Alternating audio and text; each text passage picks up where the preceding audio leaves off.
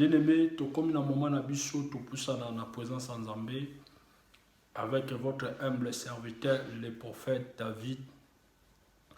Bien-aimé, la lingi obanda kobenda makanisi na yo esika nyonso tozwami.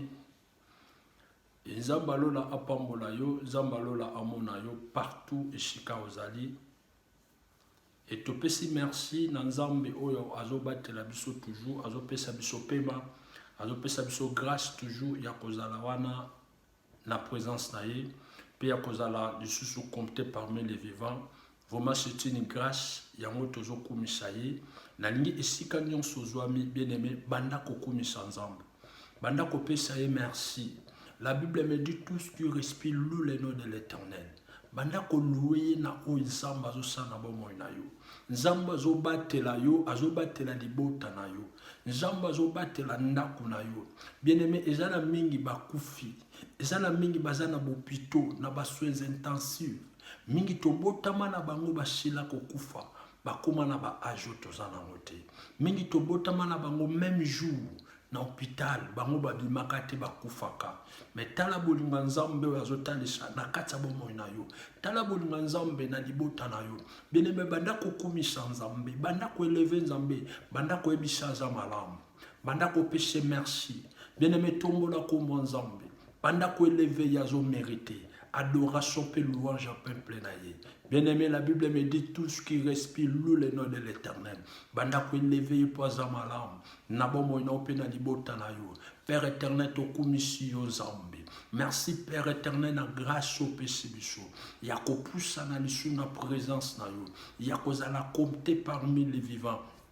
Zambe kozala na souffle de vie et sa grâce. Mingi papa bakane komona Boutwa lelo, journal lelo, yawe ba moni angote, mingi ba se retrouver na bopito na ba soins intensifs, mingi na tango baza na ba urgence, na bolingo no nzambo zo batela, nzambo zo pesa pema, nzambo zo pesa souffle de vie, yango na kumisi kombo na yo, yango na netoli yo nzambe, na kombo na Yesu, obateli mabota na biso, obateli bandeko nyonso to priya na bango, kolo kumba maneto la masanjo la manayo, dans le nom de Jésus. Bien-aimé, banda komi kitsa na présence ensemble. La Bible me dit si nous confessons nos péchés, Dieu juste et fidèle de nous pardonner. Bondela na kombo na Yesu, le Dieu miséricordieux, le Dieu compatissant, tu es là la colère riche à bonté. La Bible me dit Seigneur, si nous confessons nos péchés, Dieu juste et fidèle de nous pardonner. Mawana yo ebika likola bomo na biso na kombo na Yesu. Mawano na mabota na biso na bandaku na biso. Nzambe mawana yo Yahweh, na famille chrétienne, na famille biologique, dans le nom de Jésus. Père éternel, na kobele la makila Yesu Messia, et purifier biso. Le sang de Jésus est sanctifié biso, et peut la biso corps en esprit, et peut la conscience na biso, na kombo na Yesu. Yahweh assisté biso na moment au du début jusqu'à la fin.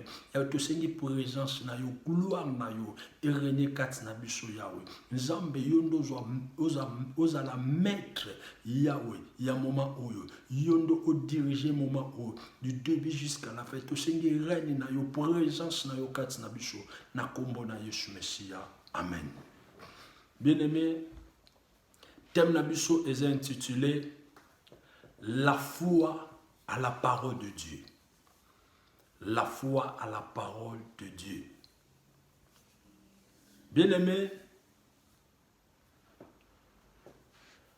tozotanga makomi na Nzambe na Marc chapitre 4, le verset 35 jusqu'à 41e verset.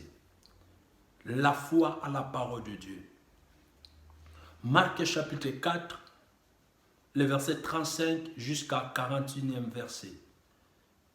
Natanyango na kombo na Yesu, landa lecture bien-aimé, et si kozali, landa mateya pour la gloire à Nzambe. Ce même jour, sur le soir, Jésus leur dit, passons à l'autre bord. Après avoir envoyé la foule, ils l'amenèrent dans la barque où il s'est trouvé. Il y avait aussi d'autres barques avec lui. Il s'éleva un grand tourbillon et les flots se jetaient dans la barque au point qu'elle se remplissait déjà. Et lui, il dormait à la poupe sur les coussins. Ils les réveillèrent et lui dirent, Maître, ne t'inquiètes-tu pas de ce que nous périssons?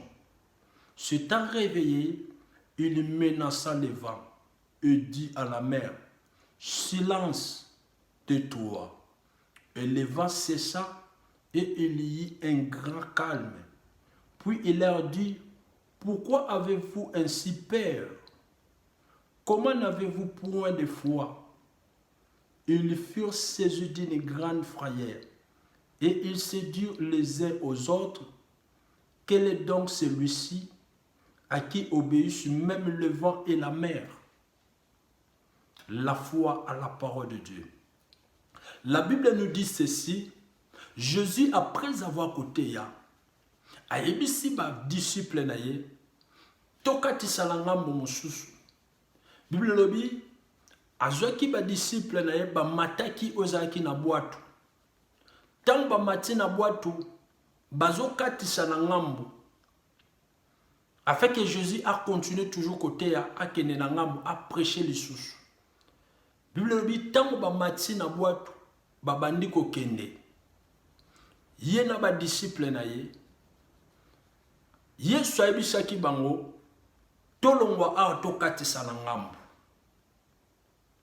Tango bango ba mati na bwatu, babandi ko kende na mai.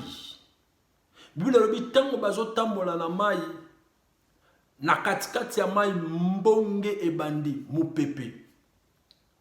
Mupepe bandi, pe mai ebandi kokota na kati ya bwatu.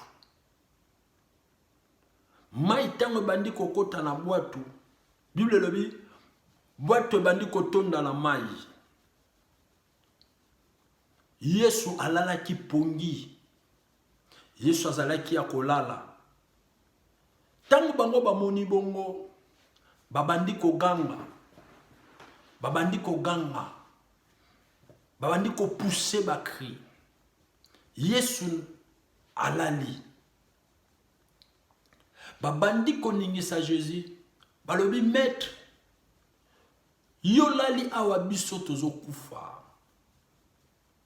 Mai ezokota na masuwa, biso tozo kufa. Yo lali.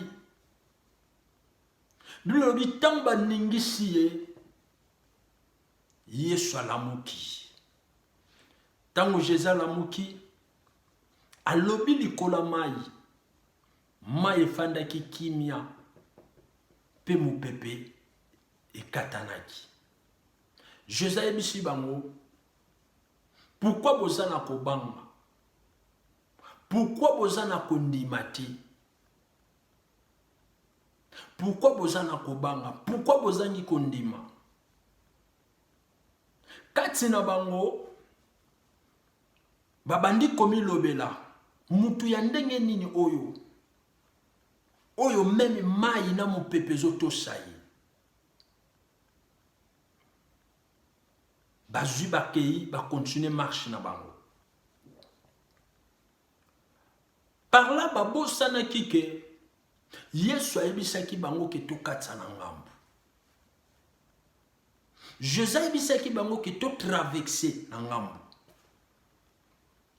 Bango tang bakutani na réalité moko na katikati nzela na bango, na chemin na bango, na parcours na bango. Nanu bakomi esika o bako Jésus alobaki te. Na kati ya parcours na bango, na kati ya mai,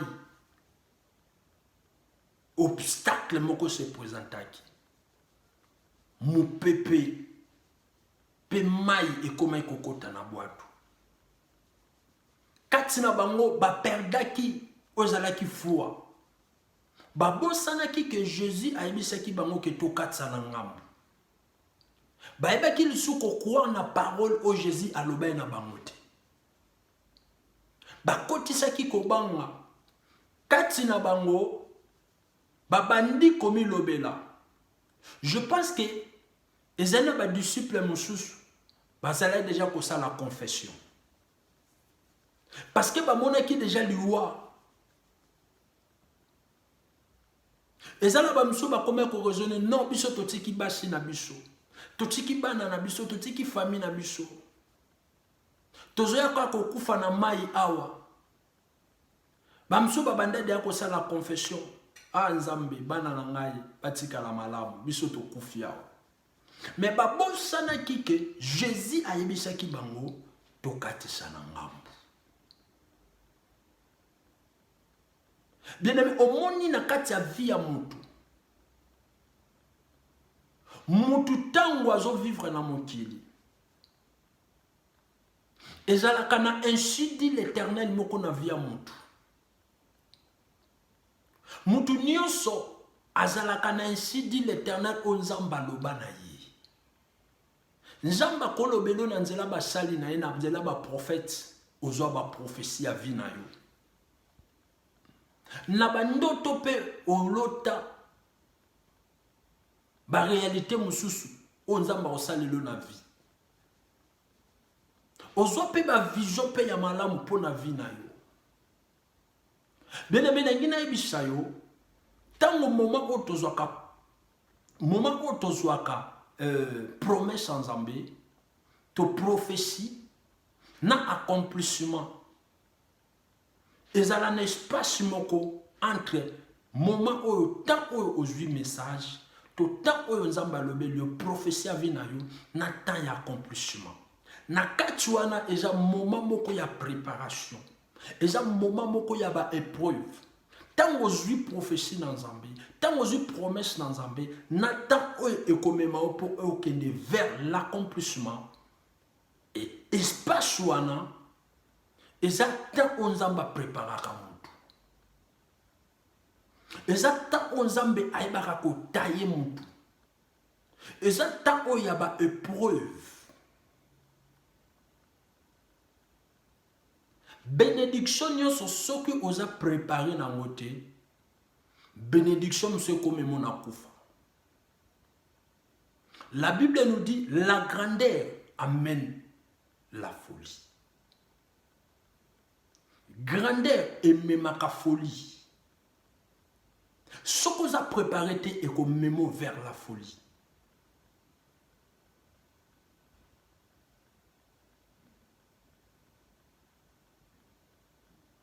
Et ça n'a makamususu. Tant tozo vivre. Mutu tant a joui promesse en Zambie. Tant on zamba lobelier. Beneme ezana makamsu oto le kakanango ezabe preuve. Bazwa ki promesse, bazwa ki message, bazwa ki parole o Jésus bisebango toko katsa na ngambo. Mais bayeba ki te Jésus yebisaki bango teke nini oyo kolekela bango na chemin pour bakoma na ngambo. Beneme tango nzamba pesaka o promesse, nzamba pesa ko message, nanzela ba prophète, nanzela ba sali na ye, nzamba ko pambola yo, nzamba ko eleve yo, nzamba ko peso libala, nzamba ko peso bana, nzamba ko bénir yo, nzamba ko peso musala. Mais nzambe ayebisaka biso te réalité nini otokokutana nango na chemin. Avant de koma na accomplissement ya promesse. Nzamba ebisi bana Israël. Nazo bimisa bino d'Égypte pona mema bino na Kana. Me makambo oyo bakokutana nango na nzela po bakoma na Kana. Nzamba ebisa bango te akashaki yango. Babitumba o bakutana nango nzamba ebisa bango te ke nzela na omema bino bokutana bitumba. Donc ezala ki chemin oyo nzambe amemaki bango pona ko préparer bango. Beneme tango mutu alekaka na be preuve. Tango mutu azalaka na be preuve, ba réalité mususu eyaka ko briser mutu. Eyaka ko humilier mutu. Ozoleka na ba réalité moko oza humilier. Na bato bakanaki ko chola ote bakomo chola yo. Na bato bakanaki ko manke ote bakomi ko manke yo. Bien, mais ezana makamususu nzamba permeta kango ya. Ezana be preuve musu nzamba kolekisa yo. Banzela musu osatandaki na mona vie na yo ti. Ondimaki te que un jour okoleka na chemin wana. Mais nzamba lekisi yo na chemin wana. Bien, mais tango biso tolekaka na be preuve.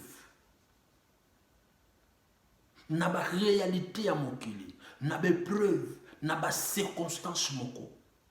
Au senti le lendo muto sili.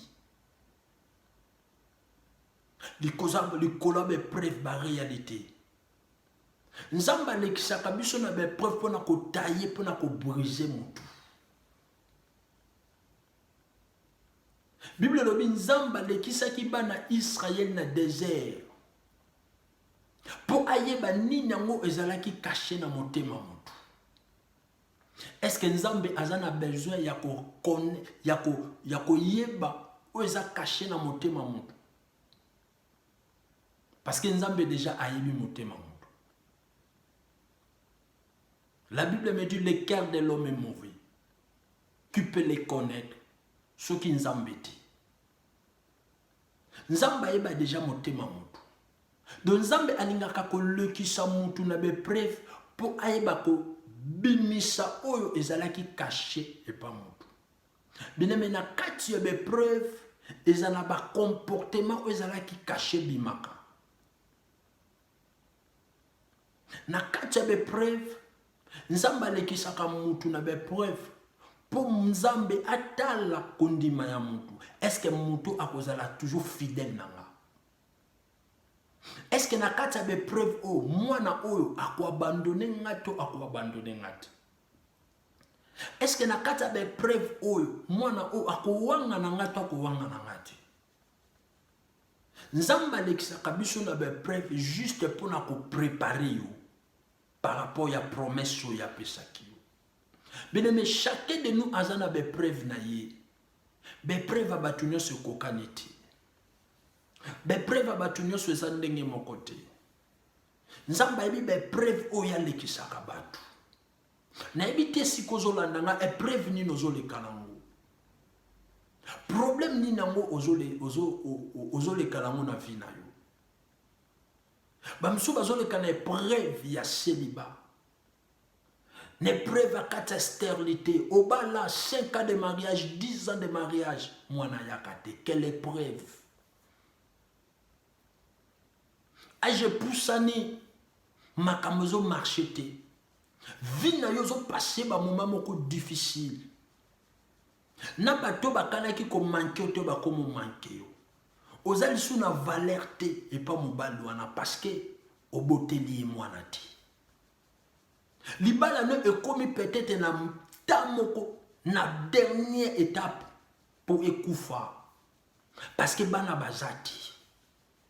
Mais peut-être nzamba yebisaki yo ke na kopambola yo okozala mama ya bana ebele na kopesa yo mapasa na kopesa yo libala age pousaniti siko libala ezati okomi même ko douter na promesse nzamba pesa yo ozotala makambo nzamba yebisaki yo eza yango te ezokomela yo na moma oyo nzamba yebisaki yo okozala béni okozala riche okobala mobala mbongo nzamba yebisaki yo oza stérile te okobota bana mais obali ti lelo ozobota te okomi ko douter même na parole de Dieu. Onzamba loba pona yo. Onzamba le révéla ou même na bandoto, na ba vision. Na ba vision no mona atam suso boti. Ozo mona atam sozo menisa mwana. Ozo mona atam soza na zen. Otali combien d'années? Makambo ngozo komakati. Okomo talake bientôt ménopause qui no lelo nanobotite. Okomi même ko douter na ba prophétie ya basali nzambe. Okomi même ko douter na maloba o nzamba zoloba na nzela basali na ye. Bien-aimé, nature a mutu tant mutu azoleka kana be preuve mutu akoma quand même ko douter. na parole oyo nzambe aloba na vie na ye. Moto akoma ata mosusu kodute na baprophétie à cause ya bapreuve, à cause ya baréalité. Moto ntango ayebaka koleka na kati ya bapreuve, moto na kati ya bapreuve, moto akomaka même kobangela vie na ye. L'homme a peur de deux choses. Moto ayebaka kobanga azana makambo mibale o moto abangaka. Na vie na biso bato, moto azana makambo mibale o yabangaka. Première des choses, moto abanga akufa. Moto abanga akufa. Même Jésus abangaki kufa. Yesu azosambela lobi papa. Est-ce que okoki kolongola kupo liboso na ngati? Okoki kolongola kupo liboso na ngati. Abangaki yango etake humain. Jésus azalaki 100% Dieu, 100% homme. Etake humain, il avait peur de la mort. Bien-aimé, mutu tant makambo et marchaka te, mutu devant mes preuves, mutabangaka kufa. Na yebite épreuve nini ozolekisa yo. Épreuve nini na nzamba zolekisa yo. Épreuve nini ozolekala ngo. Jésus devant épreuve oyo Jésus abangaki. Yesu abangaki kufa. Alobi papa kolongola ete na kupo te. Okolongola kupo liboso na ngate na mela ngoti. Et tant que tant azongi et tant que Dieu alobi Père, que ta volonté soit faite. Et tant que humain, abangaki, alobi papa okolongo la coupote. Mais tant que zongi et tant que Dieu, alobi Père, que ta volonté soit faite. C'est pour cela qu'au monaki Pierre awanganaki Jésus, parce que Pierre azalaki abangaki liwa. Tant bakangi Jésus, avant bakanga Jésus, Pierre a yebisaki Jésus que ngai na accepté na kufa na yo. S'il s'agit ko kufa, nga na kufa na yo. Jésus yebisi kaka na butwa lelo okowanga na ngai mbala misato pe soso ekolela. Pierre aboyi alobi non. Ngana ko accepter na kufa pona yo. C'est pour cela que tant bakangaki Jésus, bamoni Pierre du banda temple, batali Pierre, baebisi Pierre, babi yo tomona kaona Jésus. Yo ozalaka na ye. Pierre awangana. Pierre alobi te na yebi mutoti. Il y a troisième fois soso eleli. Tant soso eleli Pierre a kanisi malobo Jésus alobaki na ye. Pierre alela. Pourquoi Pierre a wangana ki Jésus? Parce que Pierre a yebaki ko comprendre te non. Maître na biso ndenge bakangi boy bakoboma ye. Pierre atali non, ce qui n'a accepté. Baroya pe ko bomanga na otika mwashi na ngana bana. Pierre yé pas lobi il faut na s'échapper. Na wangana pour na vivre. Pierre lobi na yebi eti. Tala obi devant be preuve na choloba. Na be preuve na tira mutu. Mutabanga kama kama mibale. Na be preuve mususu mutabanga akufa pe mutu.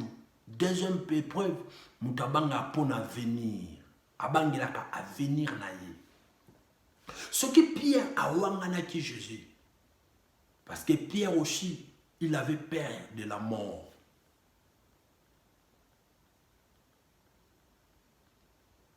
Na kati ya bepreuve, bato mosusu babosanaka promesse sans Nzambe. Bien aimé, quel que soit bepreuve ozoleka nango, peut-être obosana déjà promesse sans Nzambe na vie na yo. Obosana déjà maloba o Nzambe aloba na yo. Obosana ba prophétie o Nzambe apesa yo. Mais na kati ya bepreuve, o perda même confiance na maloba Nzambe. Na o nyonso Nzambe alobela yo. Na o nyonso Nzambe atalisa yo. Na o nyonso basala Nzambe baloba. Ainsi dit l'Éternel le lobama na vie na yo. Okoma ko douter nango. Parce que mes preuves ozoleka nango, eza tellement dur. Na ebite siko zali, e prévenir nango ozoleka nango. Yo muto ozolandanga. Na ebite e prévenir ni Nzambe azolekisa yo.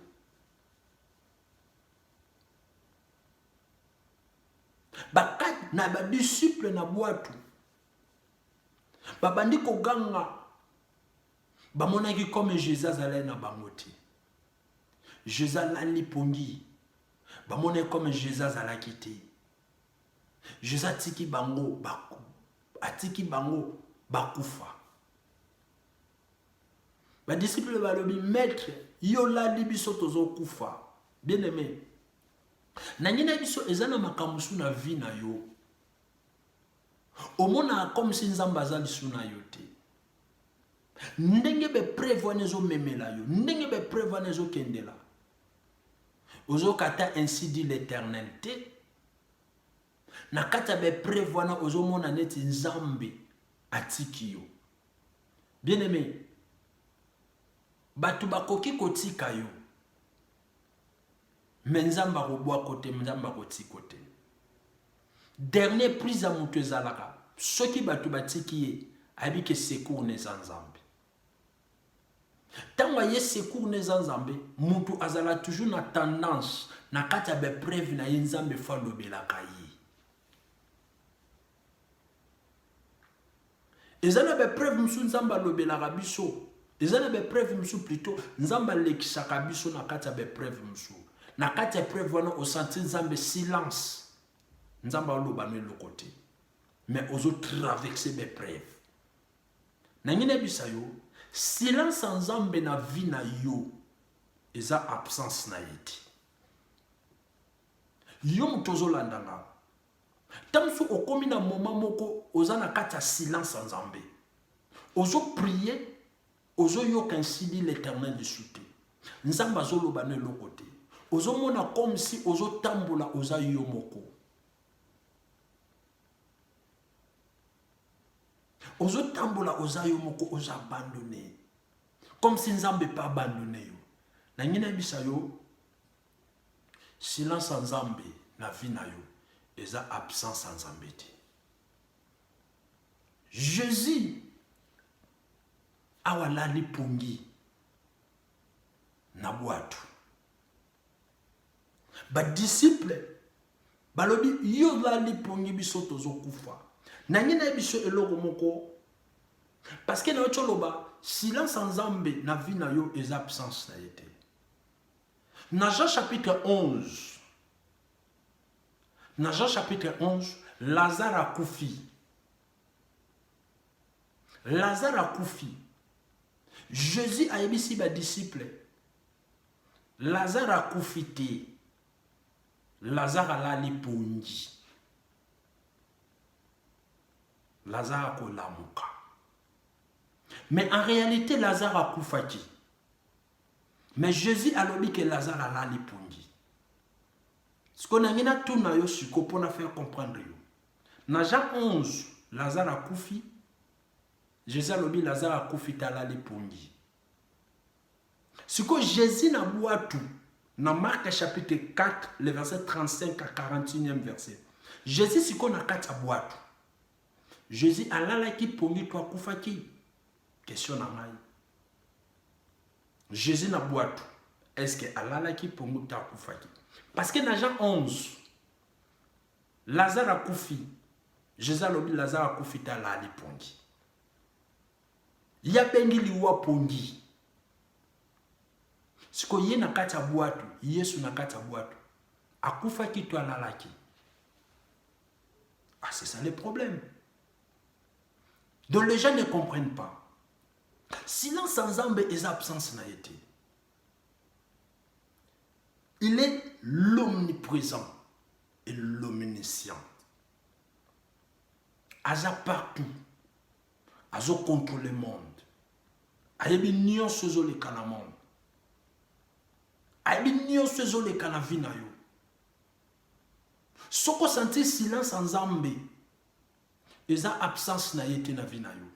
Eza te ke Nzambe abandonné yo. Eza te ke Nzambe azoka prière na yo te. Eza te ke Nzambe atiki yo au souffrir. Eza te ke Nzambe abandonné yo.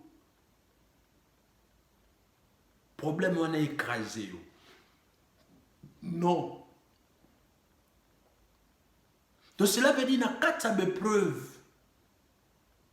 Nzambe a permettre ka bepreuve taye biso. Nangina biso ke loko moko. Batu bayebaka kosala différence wana te. Batu bayebaka ko confondre épreuve na tentation. Au mona Nzambe azo lection na kati épreuve. Ozebisa Nzambe, Nzambe, o nini ozo tenter ngato nini. O tentation ndenge nini. Batu bayebaka ko confondre épreuve na tentation. Nzambe atantaka biso te. Bien aimé, soki Nzambe atante mutu. Mutu moko ta ko résister liboso ya tentation Nzambe. Mutu akokuya na tentation Nzambe. Nzambe atantaka biso te. Diable mutu atantaka biso. Mais Nzambe alexaka biso na bepreuve pour na ko préparer biso. Mais le diable, il est là pour nous tenter biso. C'est pour cela que dans Matthieu chapitre 4, Jésus, après avoir jeûné 40 jours et 40 nuits, tant que celui-ci jeûne, le diable a été tenté. Matthieu chapitre 4, diable a été tenté. Donc, Nzamba tentera biso te. Diable a tenté Jésus abissier. Zwa libanga na bongo lango lipa. Jésus abissier. Moto abikaka pona lipa te. Moto abikaka pona maloba Nzambe. Diable abissier Jésus fuka melanga na kopeso royaume oyo. Mokili oyo. Na kopeso yango.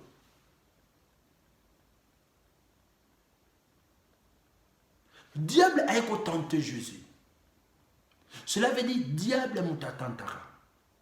C'est pour cela que la Bible me dit résistez au diable. Il fuira loin de vous. Devant la tentation, tu dois résister.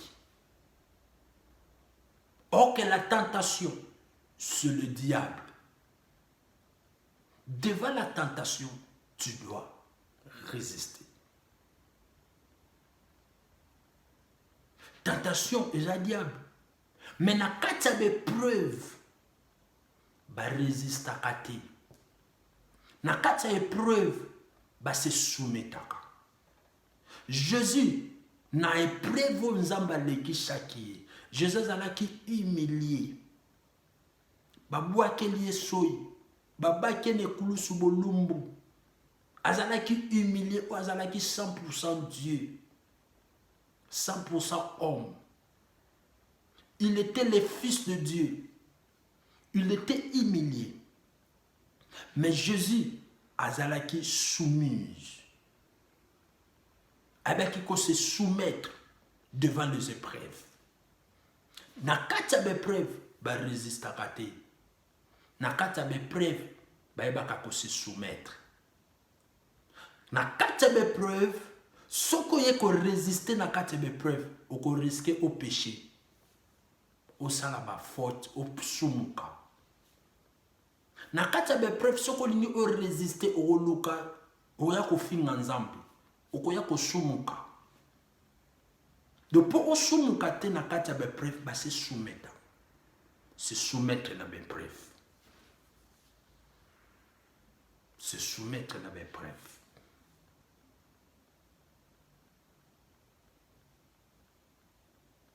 Deuxième point, mutu aza toujours na tendance ya kobangela avenir na ye. Na kati ya bepreuve, mutu siko azongaka na calcul etake humain. Akomotala sikoyo nzamba alobelaki nga boye. Mais mutu azotala siko calcul ya temps. Na kati ya temps, nous avons deux temps. Il y a le chronos et le kairos. Le chronos, cela veut dire le temps fixé par les hommes. Et kairos, c'est le temps fixé par Dieu. Mutu aibaka kotala temps. Tant nazolobe la temps ya mutu. Cela veut dire chronos. Mutu asalaka ba calcul na ye. Azotala menzamba pesa nga libala alobe ngai naza combattant, naza mwasa mabota. Mais bientôt là, ménopause. Tilelo nana botite. Tilelo nana botite. Ozo senti mutu siko abandi kotala ta oyo mokili zo pesa. Moma oyo azo le kalango. Épreuve azo le kalango. Akomotala sikoyo mouvement ya mokili. Tendance ya temps na mokili. Ezata msuyo pozo landanga. Be prevozo le kalango. Okomotala siko mokili. Tendance a mokili. Okomotala âge. Oyo kominango. Baninga oyo kola na bango. Baninga oyo tanga na bango. Babonga. Bazwa misala. Babala. Babota. Yoti siko position ezate. Mais peut-être nzamba lobaka na yo soko sisi classe na opeso musala. Peut-être nzamba yebisaki yo na kopeso libala, na kopeso bana. Mais on nzamba lobaki na yo peut-être ti lelo na nozu ya mote. Okomi siko kosala calcul par rapport ya temps. Ndenge vitesse mokili zo kendele. Ndenge ta mokili zo kendele. Okomi même ko douter. Na malobo nzamba yebisayo. Mutu akomaka kobangela avenir na ye. Tanga zo mona niveau ya temps. Tandenge zo memela ye. Mutu akoma même ko douter. Akoma même ko douter.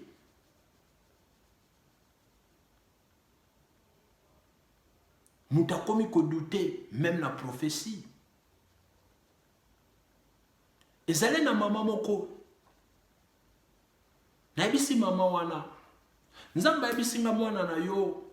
Nzamba omeme na États-Unis. Et mama wana. Mwana ne aken États-Unis n'ambassade. Babaki ko refuser. Bapesa ki visa te. Babi situation na yo eza compliqué donc esimbati. Mama wana zongelanga.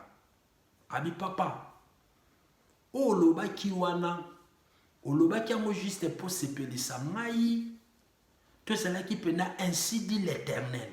Fanda wana na mama, fanda wana na papa, afandisi l'homme de Dieu. Abi l'homme de Dieu, oyo lobaki wana. Eza pour au plaire ngai, to ezalaki ainsi dit l'Éternel. Parce que épreuve oyo, baleka ki nango e perda ki bango confiance na onzamba lobaka. Bazale sur la confiance te na parole nzambe.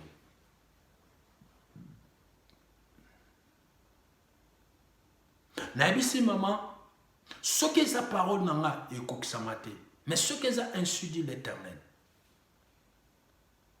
e kokisama. Na bibiso to bondela nzambe, nzamba lobaki yango akokisango. Et to bondela nzambe kaka batu bango moko na ambassade. kaka ambassadeur wana boyaka ye moko pe abengaka abengi non situation non c'est bon ya ko récupérer biloko nao a récupérer makambo na ye ba visa na akenda etikala témoignage na famille wana mais tant nzamba lekisa bango ne preuve wana ba doutaki na onzamba yebisa bango ba yebaki suko croire na ngote à cause de preuve yango zomona mutu na be preuve mutabangelaka deux choses, la mort et l'avenir. C'est pour cela que la Bible nous dit, dans le livre de Matthieu chapitre 19, on va lire ça, Matthieu chapitre 19, Matthieu chapitre 19, Matthieu chapitre 19, le verset 27. Matthieu 19, 27. La Bible nous dit ceci. Pierre prenant alors la parole, lui dit, voici nous avons tout quitté et nous t'avons suivi. Qu'en sera-t-il pour nous? Pierre a émis sur Jésus. Tala totiki nyonso tondimi kolanda yo. Récompense na biso eza nini? Toko gagner nini? Intérêt na biso eza nini? Tala, omoni mutu wa mutu alingaka azosala likambo intérêt zali. Soki intérêt eza te et pas mutu asali eloko wana te. Do so mutu musala muka ala mupi 5 heures du matin pour que musala. Do ayebi que intérêt na fin du mois ba ofuta yi.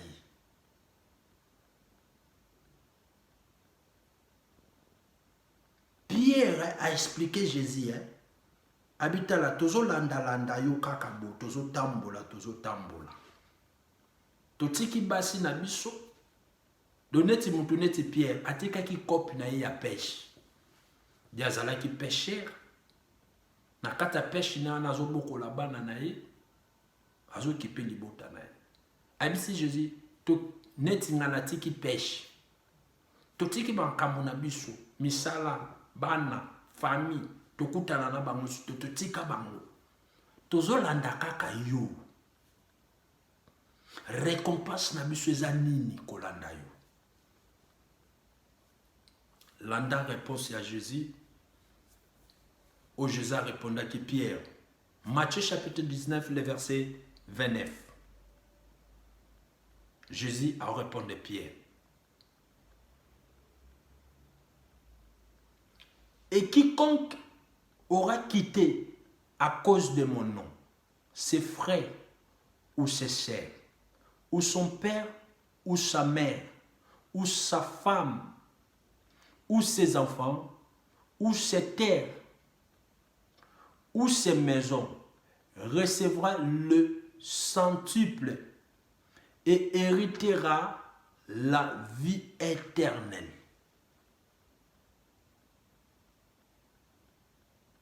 Yesu alobi mutu nyonso akotika biloko na ye, akotika ndaku na ye, akotika musala na ye, akotika bana na ye, akotika mwasi na ye, akotika mobali na ye, alandinga.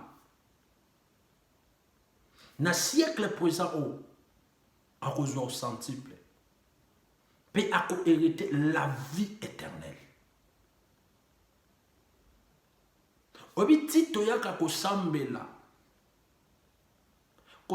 na biso tolukaka Nzambe parce que intérêt zali. Premier intérêt est la vie éternelle.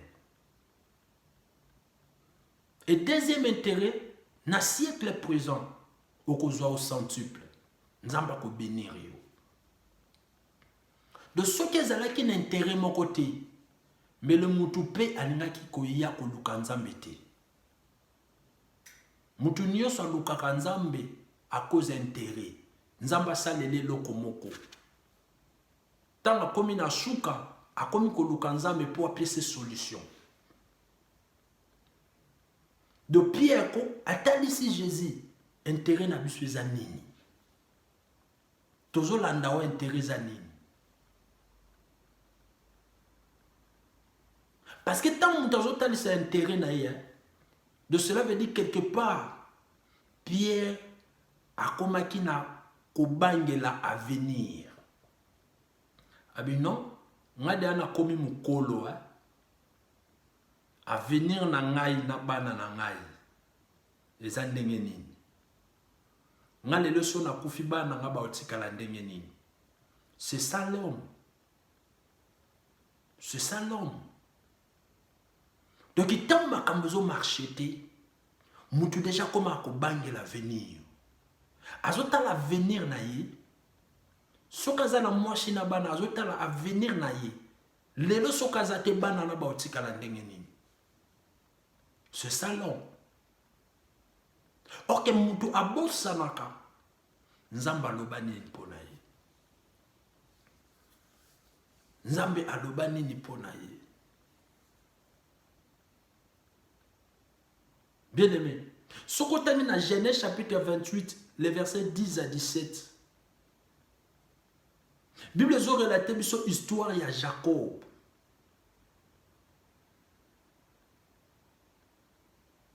Jacob tanga comme la bête alali likola libanga à mon échelle ba ange bazo mata bazo kita esika salaki monument amoni ba ange bazo mata bazo kita na vision Jacob alamuki abi na yeba kite njoke sika oyo nzamba zali esika sala monument el Bethel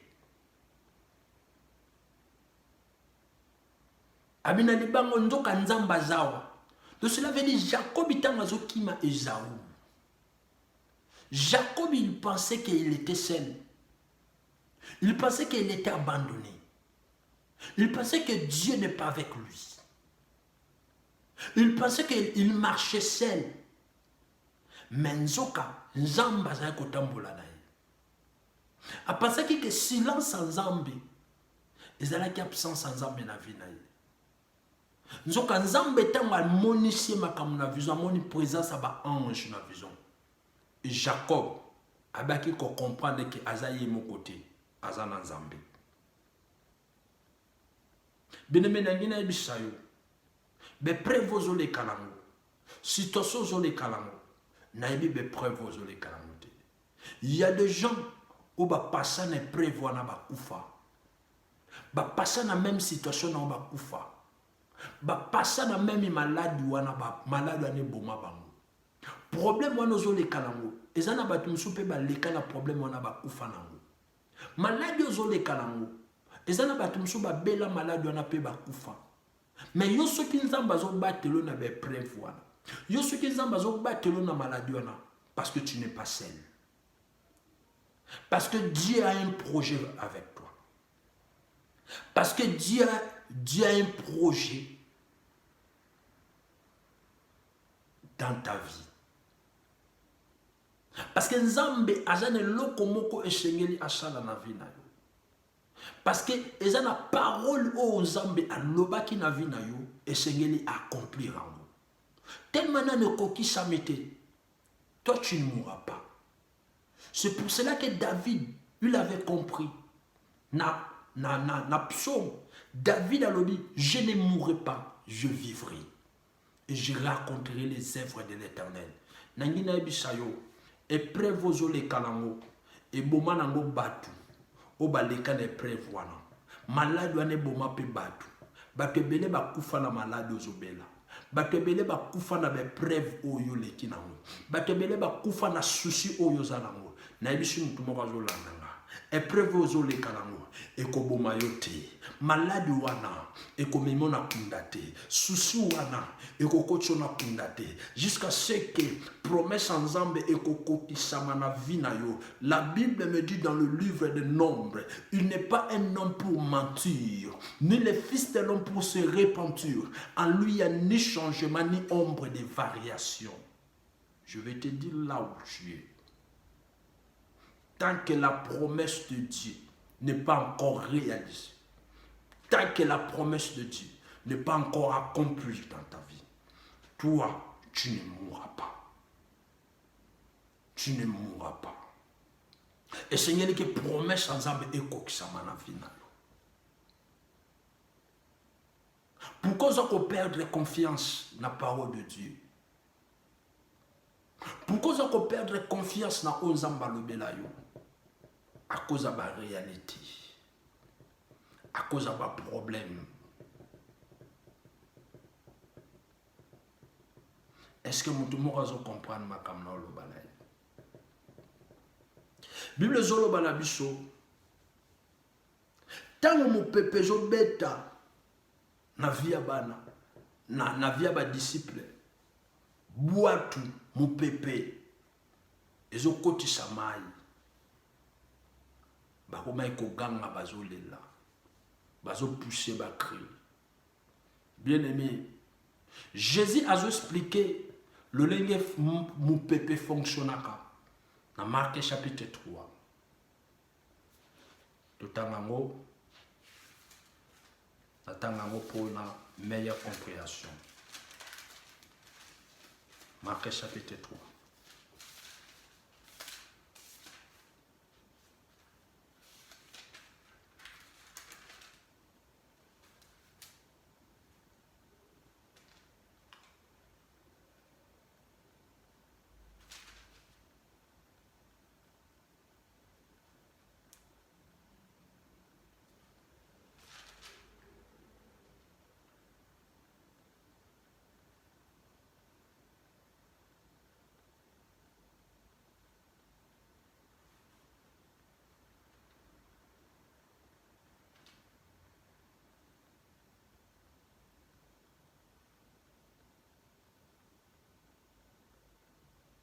Plutôt, Marc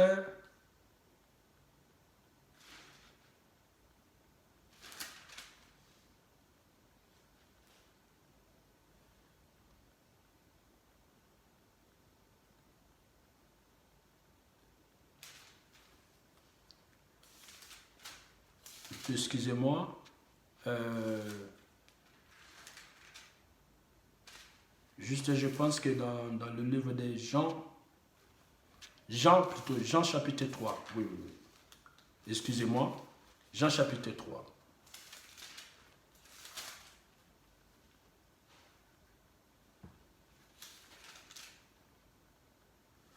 Jean chapitre 3, excusez-moi, Zalaki livre à Marc était. Dans Jean chapitre 3, le verset 8. Dans le livre de Jean chapitre 3, le verset 8, Jésus a expliqué comment mon pépé fonctionne. Écoutez, Jean chapitre 3, le verset 8.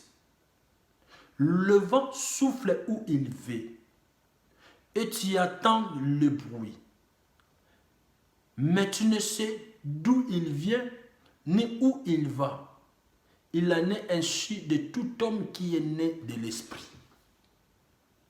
Dans Jean chapitre 8, plutôt dans Jean chapitre 3, le verset 8, Jésus a expliqué le lengenini mon pépé est fonctionnaka. Le lengenini mon pépé marchaka. Jésus a dit mon pépé est yaka. Au yokika mon pépé. Au sentir mon pépé.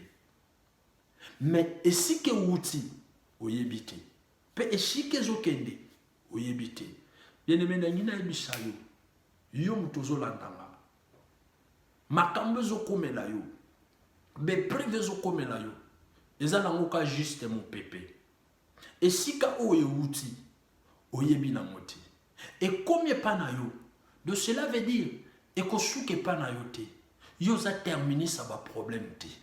Yoza terminis ya ba vante. Eko uta na est, eko uta na ouest, na nord, pe na sud, esuke pa na yo. Yoza terminis ya kolela te.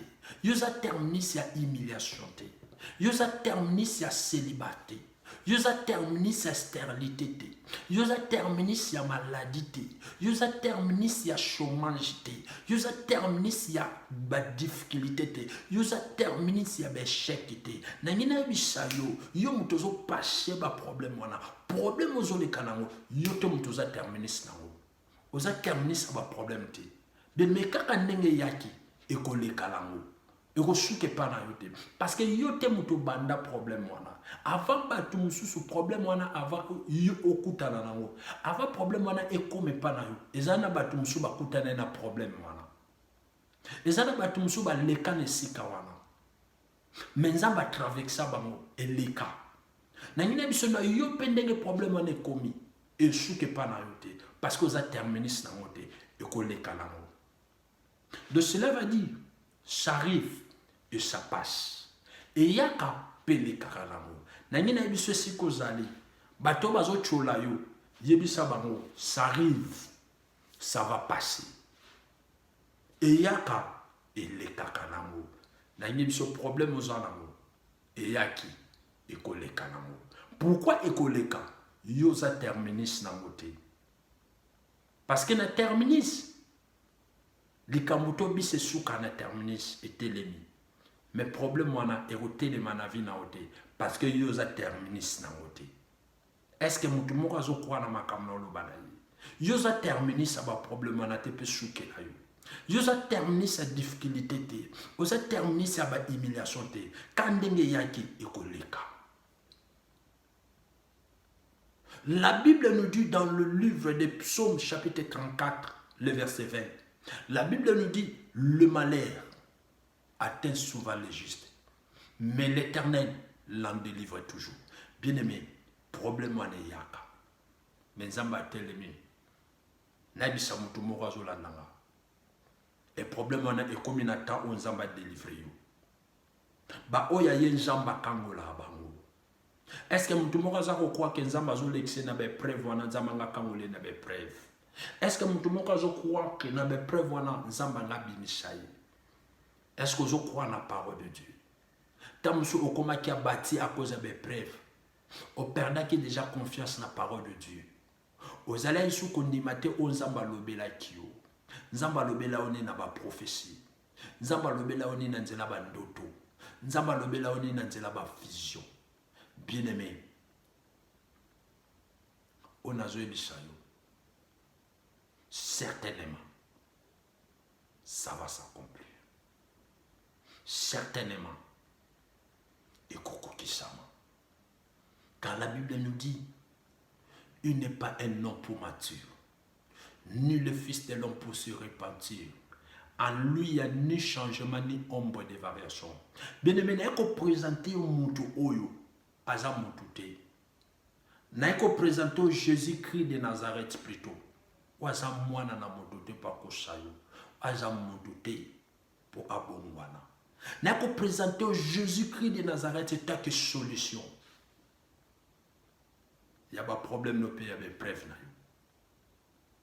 Nous avons na fungole lo lokomoko. Na fungole lokomoko. Nous avons 4 évangiles. 4 évangiles.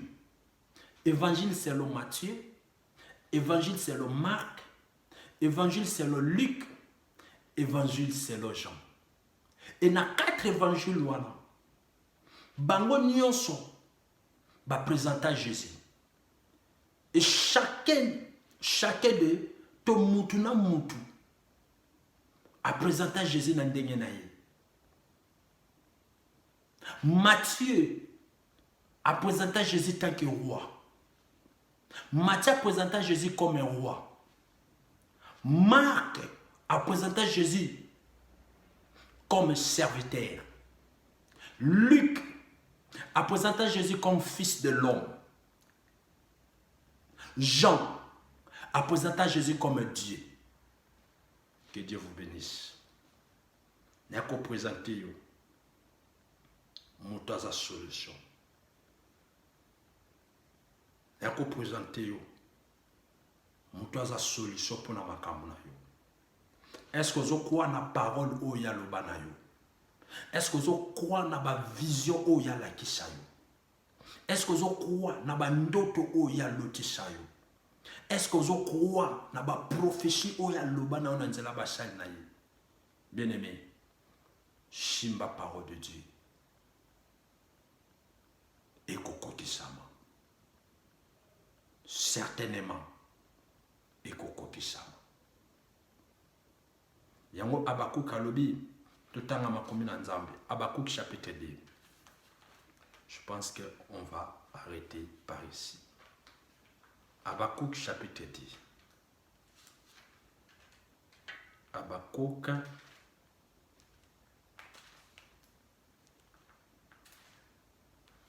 Habakkuk chapitre 2.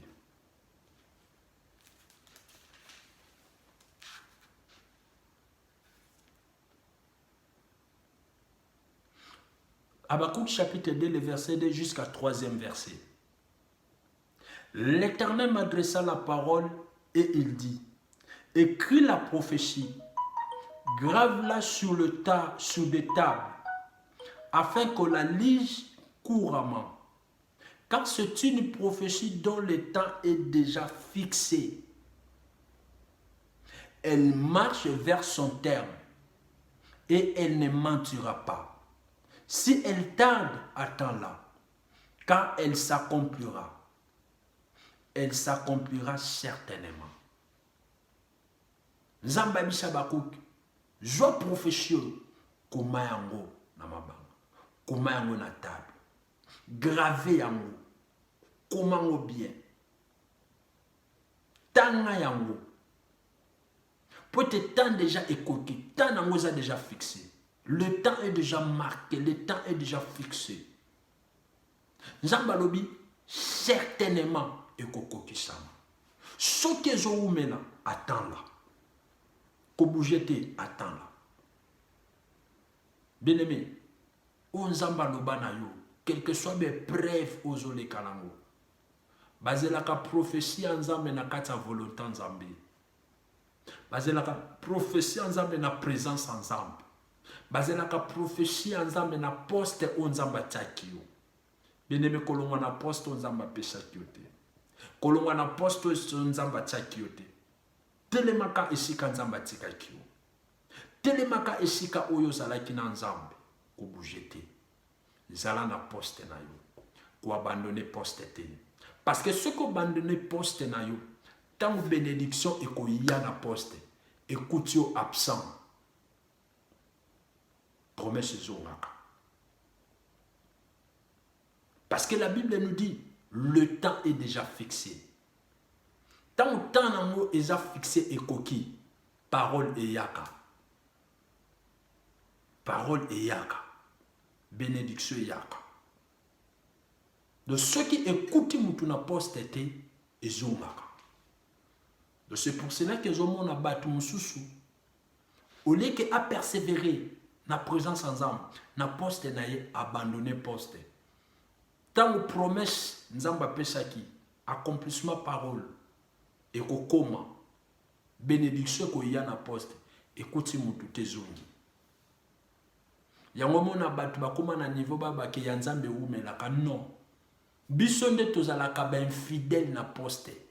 To abandonaka ba poste na biso. Tant bénédiction et yaka écoutera mutu na poste tezongaka.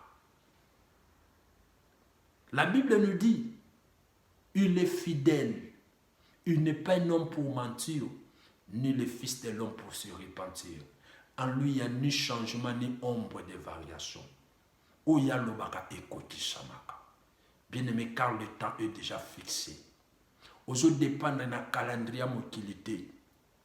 Ozo dépendre na calendrier ensemble. Na lobaki tozo dépendre na deux temps. Et ça n'a tant chronos, n'a tant kairos. Car tant chronos, c'est le temps fixé par les hommes. Et le kairos, c'est le temps fixé par Dieu. Nanyena ibisayo. Tant chronos, vous avez le temps fixé par les hommes, ou les cas qui n'avaient preuve, ou les cas qui n'avaient réalité, ou les cas qui n'avaient humiliation. Bien aimé, nanyena ibiso makambozo le kalango, et ça n'a juste réalité. Et la vérité. Réalité est ça que vous êtes stérile. Réalité est ça que oza chômeur. Réalité est ça que oza célibataire. Réalité est ça que oza maladie. Oza maladif. Oza maladif. Réalité est ça que ozo le canabe preuve moko. Ya passe. Mais nangina bisayo. Réalité ozo mona eza vérité te. Vérité ya vie na yo nzambe mutaye bien. Yo mutoza stérile. Mokili condamné stérile. Baminganga ba condamné koza stérile. Mais Bible lobi nanga na ebisa yo mutozo landanga. Yo mutozo passer des preuves wana. Bible lobi nzamba lobi na ndaku na ye. Moi c'est komba kozala te. Moi sopa ko sopa zemi akozala te. Nangina ebisa yo oza stérile te. Yo osopa pe zemi te. Parce que la Bible nous dit dans le livre de Jérémie, chapitre 29, le verset 11, la Bible nous dit ceci: je connais le projet que j'ai formé sur vous, dit l'Éternel, sont des projets de paix et non de malheur, sont des projets de bonheur et non de malheur. Bien aimé, projet Nzamba za pona yo, projet Nzamba sala pona yo, parole Nzamba loba pona yo, et ça parole à bénédiction, et ça projet ya bonheur. Bonheur ya Nzambe na vie na yo ekokisama. Na ko présenter yo Jésus-Christ de Nazareth est ta solution. Est-ce que vous croyez na solution Nzambe na vie na yo? A ceux qui mutu moko azo croire na solution Nzambe. Est-ce que vous allez ba amen? Quand vous allez ba amen ekokisama pour na vie na yo. Et salame le bon. Na bi miracle Nzambe ezala déclencher na vie ya mutu nyonso azokuwa na parole ne na lobby on ainsi dit l'Éternel message on azotia tango zokuwa nango anabi eko changer situation nango okozwa temps ebelete batu bakokamwa yo pendenge okozwa zemi yo moko koyeba teke ozwi zemi okosutukaka deja zemi pusani osutukaka zemi ya ba semaine osutukaka zemi ya 1 mois osutukaka zemi ya 1 mois et demi. Bien aimé, Nzamba kokambusa batu. Bato baloba yo mela milangi. Bato ba chola yo ba imila yo. Nazoloba na yo. Na yako présenter Nzambo yo a changer la situation batu. A changer la situation ya Anne. Au peni nazala ko chola. Au peni nazala ko boakela ba mboakela. Mais Nzamba changer la situation ya Anne. Apesa ki Samuel. Apesa akomaki appellation ya Anne et changer ki akomaki mama na Samuel. Ou a changé qui? Appellation ya Rich. Rich oyo babenga ka veuve. Akufela mobali. Mais Nzambe oyo na nzela Naomi. Nzambe a changé qui appellation ya Rich. Azale sous veuve te. Azale sous moi so akufela mobali te. Mais akoma ki moi sa Boaz. Bien aimé. Akoma ki moi sa Boaz. Mais menangina ebisa mutu moko. Nzamba chanja kapela swabatu. Esther, ou azalaki lokola esclave. Mais Nzamba chanja ki appela swa Esther. Akoma ki reine. Anangina ebisa yo. Appellation mutu moko. Azolanda message yo. Tamanga chanja appellation na yo. Appellation o batu babengaka yo. Eza ya mote. Nzamba nga pesa kombo ya sika. Nzamba ngaba na kobengo na kombo ya sika. Nzamba nga pesa appellation sika na vino po batu bakomo benga yo. Est-ce que mutu moko azo croire? Est-ce que mutu moko azo ndimela message yo? Est-ce que mutu moko azo croire na makambo yo? Bien aimé ko désespéré te. Na be preuve ozo le kalango. Na situation ozo le kalango. Na mina biso ko désespéré te. Est-ce que vous croyez la parole de Dieu? Est-ce que vous croyez la parole de Dieu? Est-ce que tu as la foi à la parole de Dieu? Vous comprenez ma cambo na zo ebisha. Na ko présenter au muto à sa solution. Na kata Bible, tu as 4 évangiles. Na 4 évangiles wana. Mutuna mutu a présenté que Christ na ndenge na ye. Na 4 évangiles, toza na Matthieu, toza na évangile selon Matthieu, toza na évangile selon Marc, toza na évangile selon Luc, toza na évangile selon Jean. Évangile selon Matthieu, il a présenté Jésus comme roi. Évangile selon Marc, il a présenté Jésus comme a présenté Jésus comme serviteur. Évangile selon Luc a présenté Jésus comme fils de l'homme. Évangile selon Jean a présenté Jésus comme Dieu. Et moi, je suis venu te présenter Jésus comme solution. Je suis venu te présenter Jésus comme solution. Il est notre solution. Si tu es Nzamba Pambolayo, et si Kozali, Nzamba Monayo, Nzamba Pambolayo, c'était votre humble serviteur, le prophète David. Yo sepe na message yo, partagez en haut, partagez en haut, dans ba groupe partout. S'abonner à la chaîne Nabicho, la nouvelle Jérusalem. Que Dieu vous bénisse. Si vous avez besoin, au Koutana Nabicho, au contacter Bicho, au Komeli Bicho, et Tokomonango, Nzambe, Akozamate, Kopambolayo. Que Dieu vous bénisse abondamment. Au revoir. Sois béni au nom de Jésus. Bye.